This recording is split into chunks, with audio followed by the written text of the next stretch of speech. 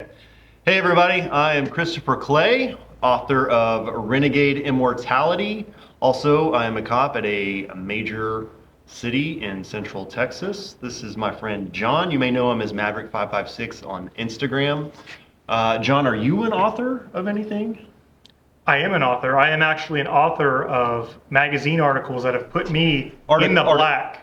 Article, yes, that I have made money off of. And that was I'm not in the hole on, yes. And that was for the Autistic Combat Rifle in SWAT magazine. It's also a long time ago. 2011. So if you've got that one, yeah. That's the one that no one read. Somebody did. Somebody in Guam read it. Okay, moving on. So a little bit about us. I'll go first. So most of y'all know me already. This is going to get posted on my YouTube page. Obviously, you're probably watching it there. Got a bigger following. No big deal. But it's also going to get posted on his. If you don't follow Maverick556, you should. There's a bunch of really good content. If you're here looking for gun stuff or whatever, then he's going to be a really good resource for you with lots of really good information. So he and I both work together at a major agency in Central Texas. We were both former firearms instructors, well, full-time former. And now we just do patrol stuff. So we wanted to take a little bit of time to talk about run and gun and what it is. John, do you have anything to add? No, I work with Clay. We've been doing competitions for a long time. I've been doing competitions for 20 years, mostly USPSA, did a lot of three-gun for a while. Also was the host of the largest law enforcement multi-gun in the United States for about 10 years. So had a lot of like practical shooting experience before even starting run and gun. So run and gun was pretty new to me. I've actually been doing it for several years now, but it was way different than what I was used to in the practical shooting side. Yeah, so John's the one that actually got me introduced into run and gun. I am not a competitor by any means. I do like to shoot, and I do like some of the shooting sports. However, the ones that I have done have all just kind of felt a little, I don't know, there's just a little left to be desired. John approached me once and was like, hey, you know what you should try run and guns.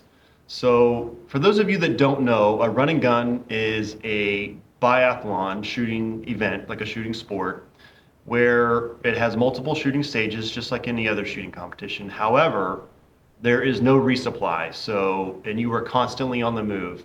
There is a stop and a start point, and once you start, you're on a continuous clock, and you have to carry everything with you that you'll need for the day. All of your ammo for all of the stages, any water or food or tools or anything like that to fix your guns, anything that might go wrong, because there is no resupply, and if you run out of ammo, you're done. And if your gun breaks, you're done. If you break, you're done, that type of thing. So I thought it was really cool, and it was a really good way to test a couple of things that you can't normally test, and that to include yourself compared to the other types of competitive shooting sports. Would you agree? I would agree. Yeah. I've been doing running guns since spring, April sometime of 2023, so only about 2.5 years. I have done mostly the same one with a couple of other, I think I've done one other outside the state, and up at Waco Tactical Fitness, or WTF. They just recently had their last one at that location. However, they're going to have another location, and they normally do one in Arkansas, which I'm doing in February, so I'll kind of report back on that one as well. You've done the WTF one a lot, right? Yeah, so prior to WTF, one of the first run and guns, the first one I think was the Pecos run and gun out in West Texas. But there was one done in Central Texas. They only did it for a year or two. That was called Battle Road USA. That was done on some property. There ended up being an issue with the property, and it changed hands, and they shut it down. And so Waco Tactical Fitness, the WTF guys, they kind of took over the mantle from Battle Road USA and started doing those running guns. I think it's been eight or 9 years now that they've been doing them twice a year at the Crawford property. But they took over from Battle Road USA, which was even prior to that. So. It's pretty big in Texas. There's a lot of different companies that do it, nonprofits or whatever. Mystery Ops, Old 18 Defense, and Burial Mound in Oklahoma, in Pawnee, Oklahoma, are the first ones that come to mind. You can sign up for their events there. We'll talk about all that later as well, about where to go and all that stuff to kind of give you some, if you're interested. But anyways, now that we've kind of talked about what it is, let's talk about why we do it. I like to do run and gun because it challenges me. And if you're a red-blooded American male, at some point in your life, you're probably thinking, like, do I have what it takes to do something difficult? And some people get that question answered and some people don't. Now, I think that far too few people, particularly men, like go out and are willing to test themselves. And I know that the last few years leading up to like 2023, there was a few different things that had happened, and I got out of shape pretty badly and wanted to kind of see if I still had what it takes, and that's why I signed up for the WTF in 2023. And it'll give you a really good look in the mirror. So if you're kind of wanting to know where you stack up against other people that are kind of in the shooting sports, how your fitness is, like what you're actually capable of, this is a really good way to do it. And also just to shake out equipment. So we've got a whole bunch of equipment here, chest rigs, backpacks and guns and belts and all sorts of other stuff that we'll talk about. But it's a really good way to shake all of that out and kind of see what works and what doesn't, like kind of what's in fantasy land and what's practical. What do you got? Yeah, so when I first started years ago, I was doing a lot of running at the time. So it combined competitive shooting with running, and I'm like, let's give it a shot, right? I was doing a lot of 3-gun, so it was just adding that biathlon aspect to it. Over time, my wife started doing it with me, so we would use it to kind of motivate ourselves to continue running. So we would train, for 6 months, do a run and gun, and then train for those 6 months and do a run and gun. And especially with her, like it gave her something to strive for, to work towards, and so it kept us motivated to continue running. It became more of a gear test for me than anything, because I would try something different each time, especially doing the Waco Tactical Fitness. The courses were almost standardized. Sometimes they tweak it a little bit in between different events, but for the most part, you kind of knew what it was going to be, and it was going to be very similar to last time. So I could use different equipment each time and kind of evaluate it based on my past performance on whether or not that equipment worked really well, or whether there were issues with it, they would pop up. The thing with, at least for Waco Tactical Fitness, is that the shooting on it is very difficult. So it really does test not just your abilities, but also it's difficult enough that differences in guns can make a difference. Even something as simple as reticle choice can make a difference how you perform, just because the course can be so difficult with the shooting. So nowadays I don't run as much, but I do still use it as a evaluation for different types of gear. Why should you be doing running guns? Well, I think that if you are in the law enforcement or military and you have the ability to do them, I think you absolutely should. Because what it'll test is it'll test your ability to engage targets at unknown distances that you typically don't have a chance to figure out how far they are away, stacked on top of your physical performance of carrying a load over several hours, and typically across pretty rough terrain.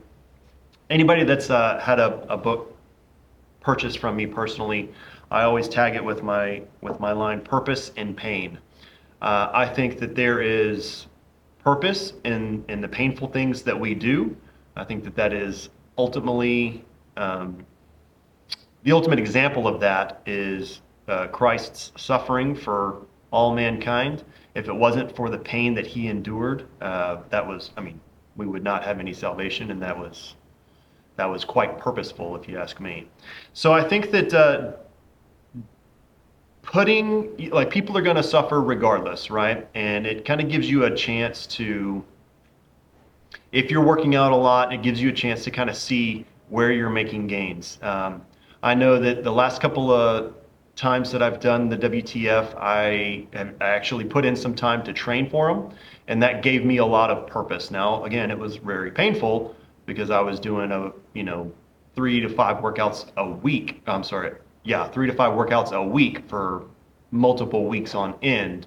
But I got to really see the benefit of that on the back end the last couple of times where I negotiated successfully all the obstacles and had a clean course. So that was pretty uplifting to see. So yeah, you should be doing it if you're also militia minded. If you think that you have what it takes to engage people in an apocalypse, type scenario, and you're going to fend off marauders, then perhaps maybe, you should test yourself a little bit. Do you have anything to add to marauder shooting? Yeah, hard people do hard things, right? So this is something very difficult. If you never try it out, you're never going to know. So especially if you have that kind of mindset of, well, in the back of your mind, yeah, shooting guns is fun, collecting guns is fun, and all that. But ultimately, like, I also want to be prepared. So like that prepared mindset, it's a way to test yourself and be like, hey, in an environment that's less than optimal, like a square range, how well can I really perform? What happens when, yeah, that target's only 200 yards away, but all of a sudden it's not spray painted white against a green or a dark brown background, right? What happens when they start pointing, hey, yeah, shoot that steel on the other side of that car, and the steel's the same color the car is, and you can't even see it, right? So when they start telling you to shoot targets and you can't even see the targets, all of a sudden outside of that square range environment, things can become way more difficult, and you don't realize how difficult it can be unless you give it a shot. Yeah. Well summed up. Let's talk about some of the gear that we carry. We'll talk about gear that we've carried in the past, stuff that we used to use, and stuff that we use currently. Mine really hasn't changed up a whole lot because I've only been doing it for 2.5 years, so very small amount of changes on my end. We'll talk about some of the guns as well, and jump right into that. Starting from the top down, typically for hearing protection, I just use these little Surefire in the ear, the EP10s, because they're like the big fat foam ones that they're like a normal foamy, but they stay in a lot better. And when I get to the very first shooting stage, I just put them in and I leave them in for the entire match because they're super comfortable.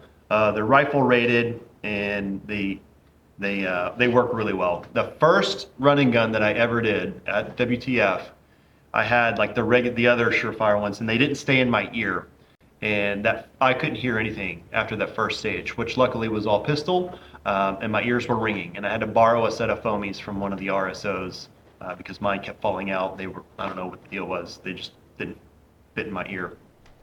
So I moved to the EP10s. Also, I like to wear Oakley, preferably these little like shooting lenses, the TR whatever lenses, I forget what the numbers are, but they're the rose colored ones. My cousin, Cornerstone Eric, turned me onto those and they work really good. These are the Oakley Speed Jackets.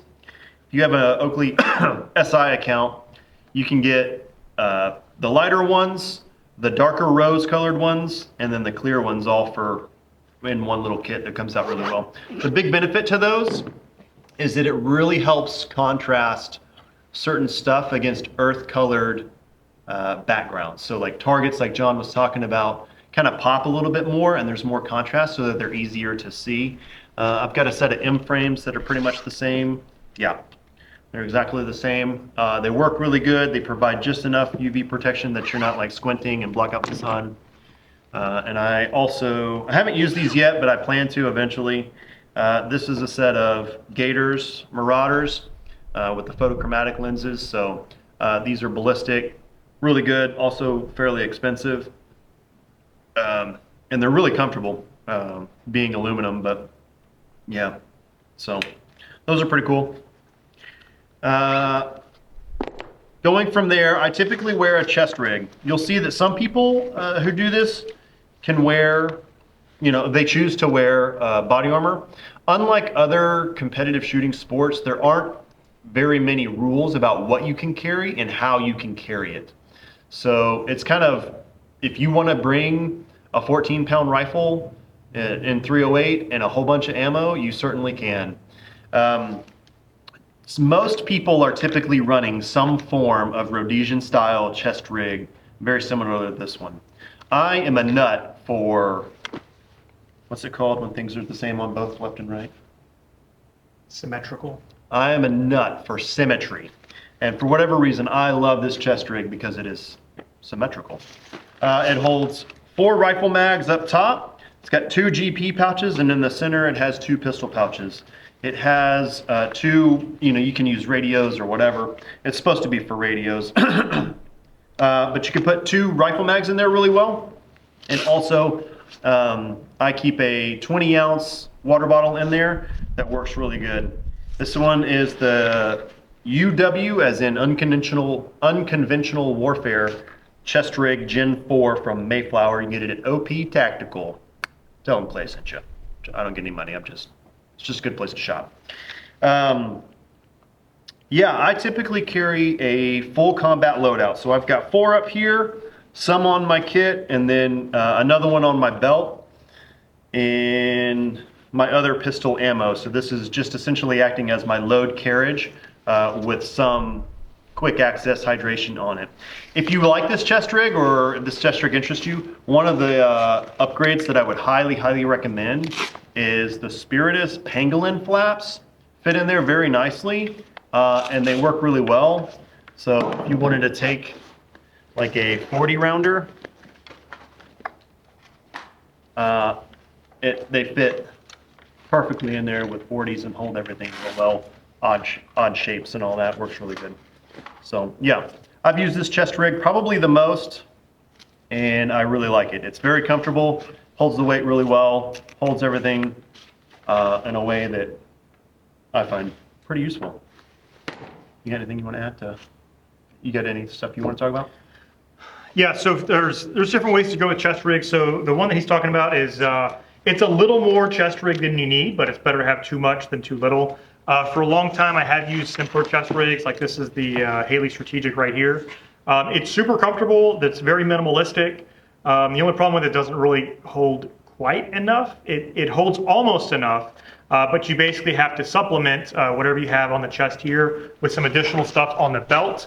Otherwise, you're just not going to have the room. Also, if you need an extra mag or 2, you can have it in your hydration pouch, which we'll both use the same one here, the Camelback Mule hydration pouch. So if you need to put a couple of spare mags in there, you can. You just have to kind of hot swap them while you're running the course, because this may not be quite enough.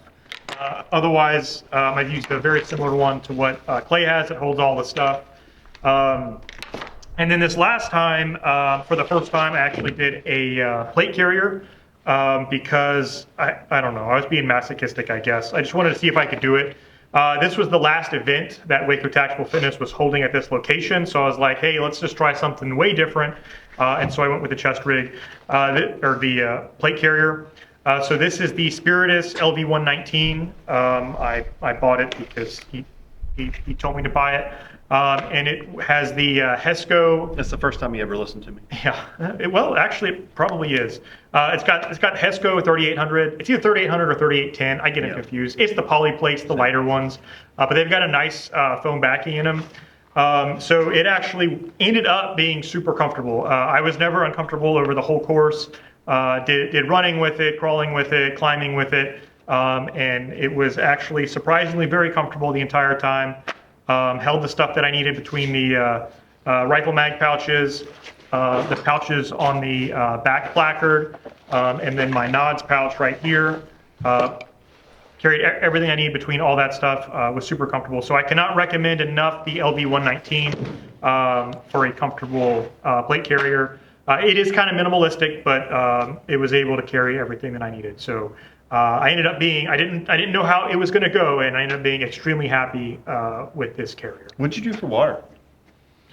Yeah, so all I did, so these are my flashbang pouches back here, but they've got the same pangolin flap, so I just extended the pangolin flap and just put bottles of water right there. Yeah, and I'm running with a partner, so hey, grab my water real quick, we can do it while moving. So yeah, I was able to, so I forwent the Camelback last time and just carried it right here on my back placard. I typically wear a Camelback. I started with this one. It's also a Camelback Mule. This is one of their really old ones. I bought this when I was, I don't know, 18 or 19, working at a surplus store. right before I joined the military. So it has served me well. It doesn't have any holes in it. It's been used and spray painted and all sorts of other stuff. And it's in God's plaid, so that's pretty cool.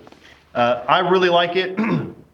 I was going to continue to use this, but there were some of the features in the new one. This one right here, I liked a little bit more. And can you hold this one up? One of the things that I liked more is that this bottom pocket, like that's kind of like the mule signature thing, is we've got two big pockets right here. The bottom pocket is much bigger. Big enough to hold full-size water bottles, 40-round PMags, and with plenty of room to spare. These things are quite voluminous, so they're a really good bang for the buck, but however, they are super expensive nowadays. This one cost me like $200, and it took me forever to buy it because I just didn't want to spend that kind of money since I had one that more or less worked. So, but this one I finally broke down and bought. Works really well. So what I typically carry in it, aside from, I might have a spare mag, like an emergency mag in the backpack, and then I keep it pretty Spartan with just a Ziploc bag full of my different electrolytes and stuff like that I might have for the water that I carry on me on the chest rig. And so that'll last me for pretty much forever. Keep a small toolkit, and this toolkit is from, who is this from, John? Fix-It Sticks. The little bit set in here, I swapped out the ones for only the ones that I'm going to need on my guns, and it works great. So if I have something that needs to be repaired in the field or tightened down, I can just do that really quick and no problem there. This holds a 3-liter bladder. I typically only fill it up to 2 liters to reduce weight, so I don't need a full 3 liters since I've got the other one on me. And then, yeah. As far as belts, our belt setups are almost identical. They're very similar. John turned me on to the Atlas belts from Volland, and I don't use anything else. I use it for work, I use it for training, I use it for absolutely everything. Not this one, but ones that are appropriately colored. And they're configured almost identical. So up front, I have some S-Tac pouches. I'm kind of getting turned on finally to the angled ones, particularly this one. I don't remember which angle this one is, but it's the one that you just throw it on the belt. There was one that I bought that you could kind of adjust the angle and like put the Velcro in different spots, and I hated that one. But this one works out really well.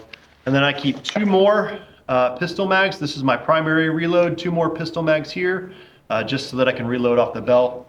And then my primary rifle reload is always here, and this Spirit is just a pouch. I really like this just a pouch a lot. It is very expensive. I wish they weren't as expensive as they are, but lo and behold, it's what you got to do when you have things made in America. I typically keep my mechanics gloves in there, a couple of pens for range stuff, and some chalk. Don't leave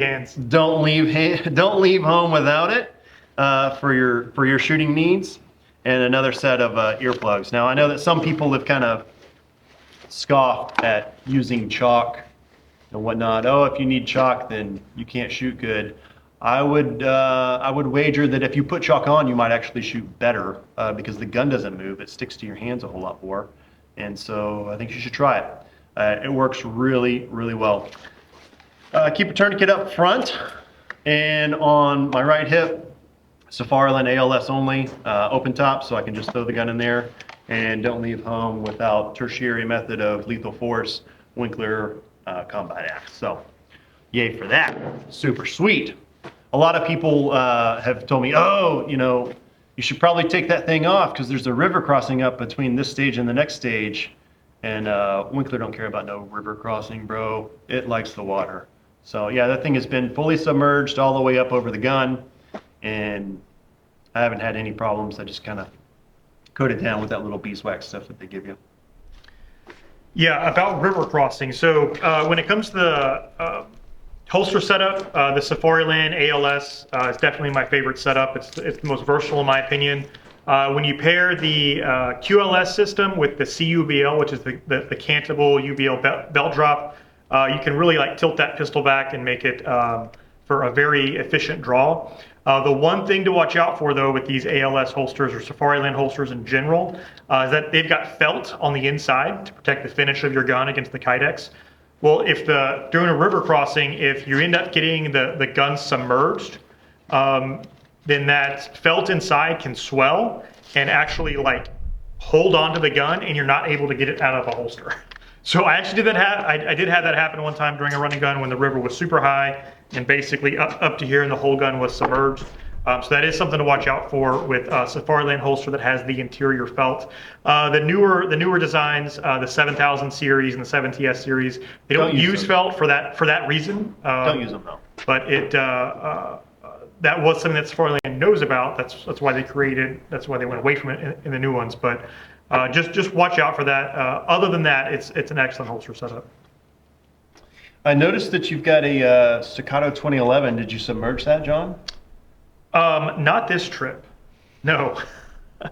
Not that I wouldn't do it. I would try to avoid it. So I've used Glocks, I've used Smith & Wesson M&Ps, and I've used Staccatos in all the Waco Tactical Fitness running gun matches, and they've all worked fine. Yeah. So I continue to use the Staccato just because a lot of the pistol shooting is very difficult. In fact, the last pistol shot of the match is a C-zone at 100 yards. You have one shot. You either make it or you don't. So I like running the Staccato. I've even, they've got an obstacle there. It's the obstacle I hate more than anything else in the whole world. It's a series of tires that are hanging from a pole. And so in order to low crawl underneath them, you're having to physically lift the tires with your body as you're crawling underneath them. And so this thing has literally been dragged through the mud, through the dirt. And even though like the gun's loaded while you're doing it, and it's getting all up in the hammer area and the firing pin area. Sometimes the holster is acting like a scoop and like a shovel and channeling that stuff in there. Still goes bang. So even with dirt and even with mud, I've still had it go bang. So I haven't had any problems. So I'll continue to use them whenever I have the chance. Yeah, the last one in April, 6 months ago, I brought my Staccato because I wanted to do well. I wanted to actually, see what I could get away with. And so I used my Staccato, which I'd used before, but the water was quite high and up over at the deepest part over your hips. And I chickened out. And when it came to that part, I just unloaded my gun and put it in the top pouch of I did not want my $2,500 Staccato to be completely submerged in silty water. So I unloaded it, threw it in the top pouch of my Camelback, crossed wherever I needed to cross, and when I got out, loaded it back up and holstered it, and it was fine. So now that said, in the rainy and muddy events, like as soon as I am done with the run, I go inside and immediately tear it all down and spray it down with oil, because there are untreated parts inside of the gun that if you just leave water on them, like they can rust. So you do want to displace that water with oil. So if that does happen with the Staccato, I do tear it down and clean it immediately as soon as I can. That's a good segue for us into some of the guns and whatnot. So typically I use this right here. This is also my carry gun. The slide is a factory, well, it's not factory anymore, but it was a Gen 4, and I had it sent to JagerWorks to cut for an 8-point Acro P2, and I had them put in some enhanced slide serrations front and back, and then they coated it, which was pretty cool. So this gun I've had for a really long time. It was the first Glock that I ever bought. I sold it to him for a double stroller when I had my second kid. And then I said, I want my freaking gun back. And so I bought it back for another $300, and he didn't even fire it. So it was pretty much unused. And it's got a lot of rounds through it by me, not by him. And here recently I put a Timberwolf. I don't know which model, because their names for them are weird, but it's essentially like a G45. So it's got a full-size grip and then the short, compact size dust cover. And as soon as I put the Aimpoint P2 on there, this thing started shooting absolutely lights out. I shot it before I sent it off to JagerWorks, and it didn't shoot very good. And then as soon as it came back, nothing had changed. All I sent them was the slide. It's not like it's got a new barrel in it or nothing. Just being able to aim more precisely with the red dot, I think is just, I can't speak highly enough of pistol-mounted red dots. We're going to transition now into rifles, into what we carry or have carried in the past, and what has worked well, what really hasn't worked all that well. Most of the time, I have something like this 12 and a half with a 1-6. With the bullets that we use, 75 grain bullets, with this JM1 reticle and this Vortex Razor and a 12 and a half inch barrel, it's typically pushing somewhere between high 2,400, low 2,500 feet per second. And with a 100-yard zero matches up with this BDC reticle really nicely, so that your first hash mark is 200 and then 300 and so on and so forth. So which gives you, you can just point and shoot at 300 all the way out to 300 yards on relatively small targets, and get really good hits. So this has been very effective setup for me. I've also used a 14 and a half inch barrel with a Voodoo 1-8. Now this one has more magnification. That's not because it has a longer barrel. It's just this reticle and this Voodoo 1-8 matches up again, very similar to the way that one does. And they're both second focal plane, so they look very similar to my eye. So I forget how much velocity we're getting out of our bullets in these barrels, but with a 100-yard zero, again, it's 100 yards, 200, 300, and then a little bit of holdover on the 400-yard hash mark, and then 5, because our bullets have a whole bunch of drop, you've got to hold over quite a bit. This is the Sons of Liberty Press Check Consulting Signature B2 gun with a 14 and a half inch Criterion core barrel. I have kind of a love-hate relationship with Criterion barrels. They don't print real pretty groups, but when I need them for the moment, they hit pretty much every time. They are very consistent.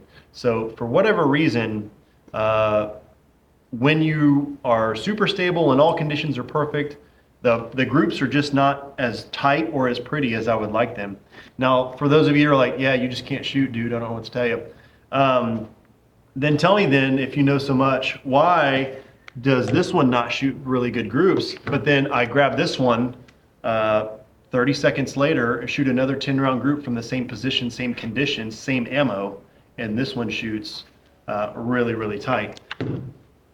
We've done a lot of testing, and I think it's just that the bullets that we use, like Cold Hammer Forged barrels and like other, barrels other than the Criterion, which is a button rifled or whatever?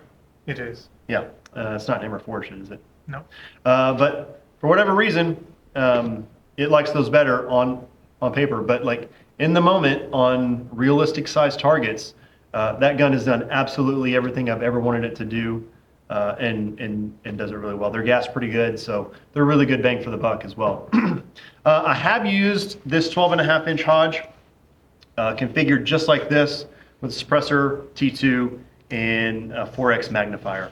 I did it simply because I was LARPing and I wanted to use the same gun that a character of mine uses, Cody Willis, uses, in my novel, Renegade Immortality. Now, for a running gun, some of those, like the closest rifle target's 100 yards. Typically, most targets are somewhere between 1 and 300, and then the long range stage typically pushes out to like 500. So this leaves a lot to be desired for like seeing really, really well. If you can kind of see the target and then bring the gun up and just look through it, yes, you're going to have a whole bunch of scope shadow from the magnifier, but you'll be able to see it well enough. Now, is it as good as the 1-6 low power variable? Absolutely not. And this, the Voodoo 1-8, has twice as much magnification. So when you're talking about partially obscured targets or targets that are difficult to see what color they are, when they are masked behind a car and everything all looks the same, having more magnification really, really helps.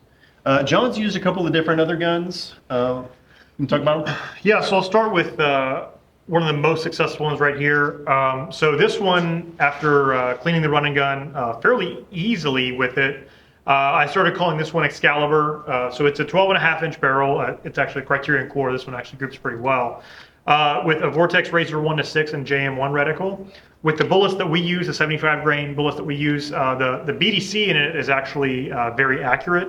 So it was basically point and click. And you see it, you put the reticle on it in the appropriate spot and shoot, and it would just hit. So it was a very successful setup. So because it was so successful, I actually stopped using it because, again, I like to use run and gun as a test of equipment. And so I want to try some different things. After shooting this, I tried using a red dot magnifier. So I actually used a 10-3 Geissele, which had an EOTech and a 3x magnifier. And it could do it. I still cleaned the long range with it, but it was definitely more difficult. Everything had to be way more perfect in your sight picture. And then once it came to holdovers and stuff, it's less precise. You're kind of having to hold off into space, and it's kind of guessing. So it was possible. It just wasn't nearly as easy. The one thing I definitely haven't done and refused to do was just a red dot without a magnifier. Because I can look down range and they're telling me where the targets are and I physically can't see them, right? So you can't hit what you can't see. So knowing that I just can't see them standing here with the naked eye, I'm not going to attempt that with just a red dot. So even targets that weren't necessarily far away, so you might have like a partial plate that's halfway hidden behind a car, or it's in the driver's seat of a car or something, to where you don't see the whole plate and it's not painted a nice high contrast color against the background. So it's Sometimes it is. sometimes it is, and that does make a huge difference. Depending on Yeah. when you arrive at the stage. But it might be, so we had several times this would happen. They'd paint it yellow. Well, it's, light colored dirt behind the target. And so maybe when they first painted it yellow, you could see it real easily, but 10, 12 people shoot it. but then now it's pop marked, and now it's essentially camouflage, Yes. right? It's essentially camouflage against the background. It blends into the grass, it's the same color as the grass, and without magnification, you just can't see the target. So, and that's 100 yards, a partial target at 100 or 120 yards. That's utilizing a vehicle for cover.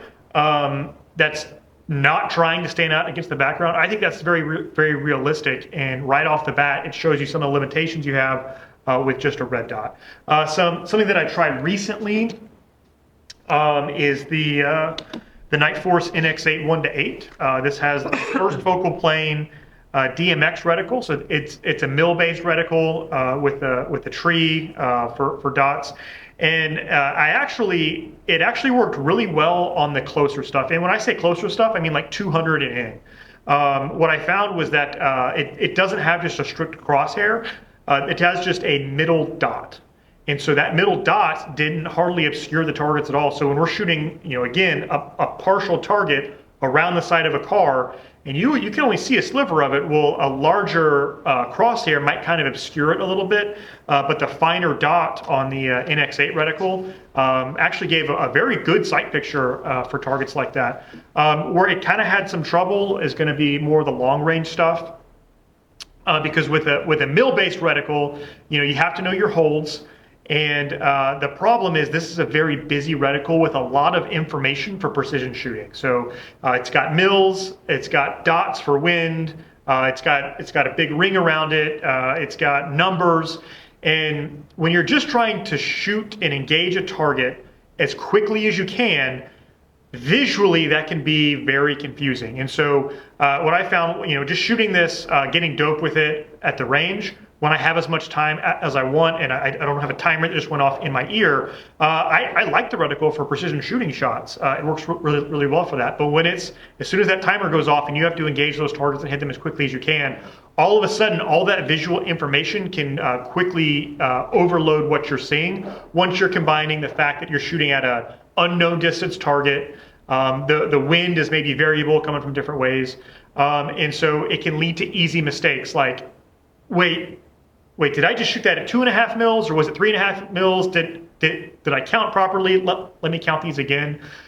So for this type of shooting, like general purpose rifle up to 500, I really didn't care for this reticle beyond 200 yards. I definitely preferred the simplicity of just a calibrated BDC, right? Calibrated BDC, you got 100, 200, 300, 400, 500. And you just bracket wherever you think it is. But, I know that's more than 300, but I know it's less than 400, so I'm going to bracket between 300 and 400 and send it. It's very effective. Yeah, for general purpose use, I definitely prefer that second focal plane calibrated BDC versus the first focal plane precision work, which is excellent for what it is. But for general purpose rifle, I definitely prefer the second focal plane BDC over this first focal plane NX8. The form factor was great. It did carry really well. It's super lightweight. But it's an example of how you can utilize the run and guns to test different equipment, because equipment that I thought worked super great on kind of the flat range, once we added all those additional factors of run and gun, the high heart rate, the unknown factors, the pressure of being on the clock, it didn't work as well as I thought it would. So I like to use something kind of different each time. I have found that second focal plane calibrated BDC, like the one on the EOTech Voodoo 1-8 or like the one on the Vortex Razor 1-6, I found that for general purpose use, that is the simplest and quickest and very intuitive. My wife was shooting. She actually shot that same, essentially the exact same rifle, a carbon copy of this rifle, same everything, same scope. And she hasn't shot that gun in a year.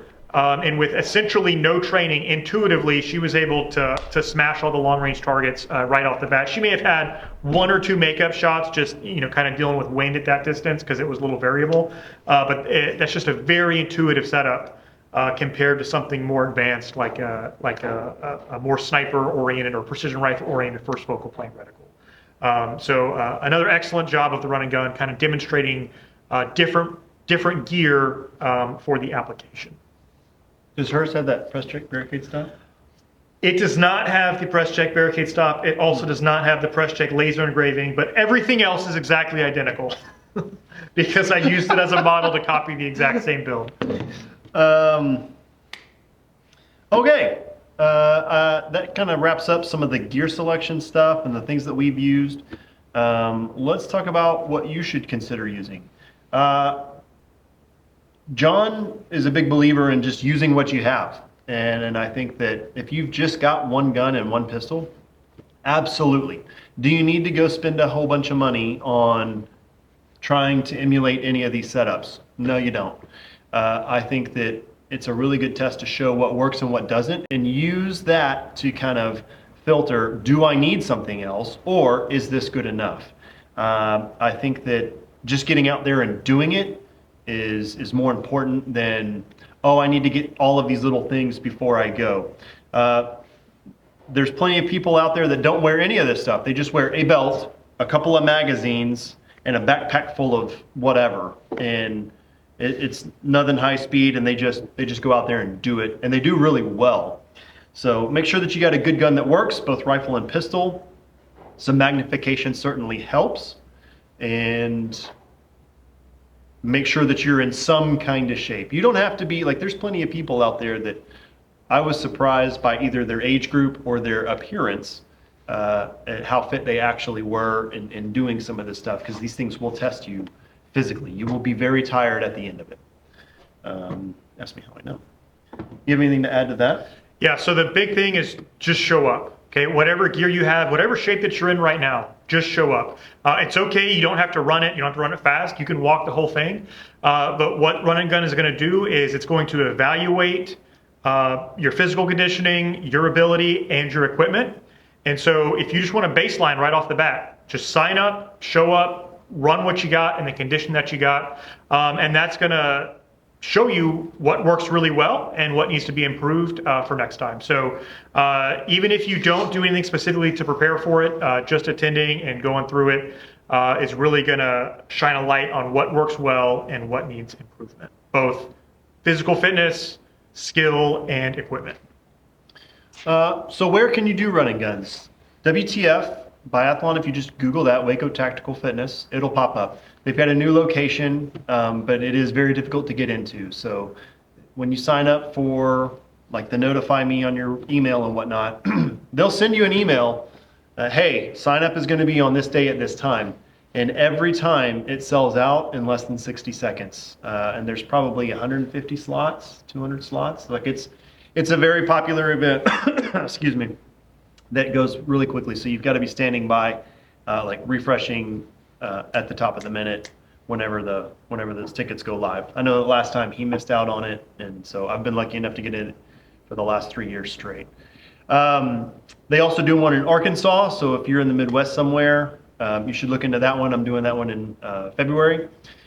Old18defense.com, they also do a lot of events. Some of those are fairly difficult. If you follow Pseudo Actual, he's got a bunch of really good after action review videos on those and all around Texas.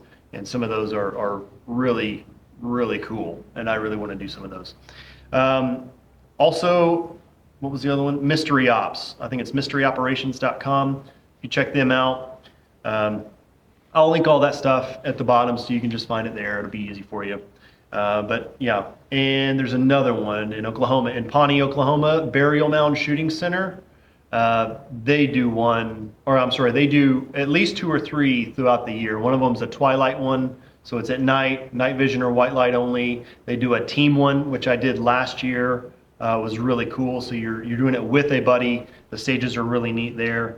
So there's plenty of places to do them. My next one after this winter one is probably going to be a night vision one, which I've been trying to get John to do. He's just, honestly, I think he's scared. But I can't wait. But he hasn't said that, so it's undetermined. But yeah, we want to do some night vision ones. Anything else you want to add about Run and Gun? The only thing I got to add is just sign up. Just do it. Don't worry about your lack of preparation, your lack of equipment. Just give it a shot and go for it. Yeah, and if it's super painful, that's okay. Give that purpose and make it better. Make yourself better and learn from that pain. So, all right. Check you later. Listen, I need you to be funny, John. This isn't going to go well if you're not funny. So just imagine that we're talking to somebody who is interacting with us, and you and I are just doing our normal thing. Can you do that? Well, so first of all, I thought I was the muscle. And second of all, I can try to be funny. The problem is You're not. the problem is what I describe as funny, others describe as mean and cruel.